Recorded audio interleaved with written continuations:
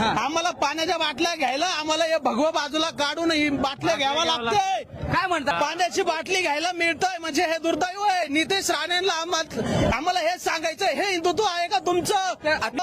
तुम्ही जर हिंदुत्व मागता ना, नाही मग तू आम्हाला पाण्याच्या मग बाटल्या तुम्ही मी काय विचारतो ते बोलताय का आम्हाला वरून सांगितलंय स्टॉल बंद करायला. बघतोय आम्ही, हे बघा हे जे हॉटेल आहे ना हे बंद करून ठेवलंय, हे बंद करून ठेवलंय. आम्ही इथून मागं मुंबईला कधी आलो नाही का? जर आलो होतो तर सगळे स्टॉल चालू होते. मग आमच्या मराठीवर अन्याय काय एवढं काय केलं आम्ही असं?